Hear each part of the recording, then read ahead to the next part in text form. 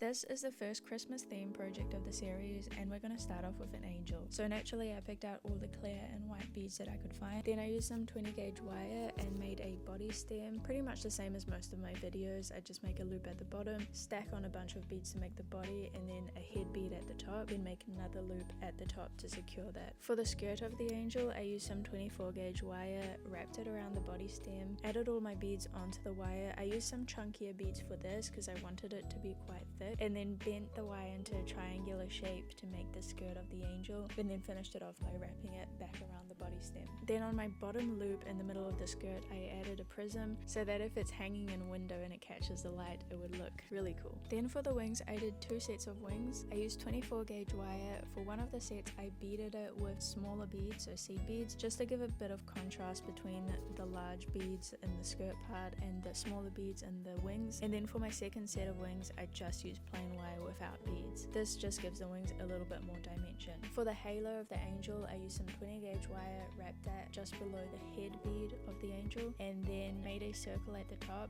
Then to make the attachment at the top of the angel, I just used some tiger tail beading wire and beaded a small section up and then made a loop at the top. This way it can hang off a Christmas tree or in a window or on any hook anywhere. And this is how it turned out. And as always, any recommendations for future projects are very welcome.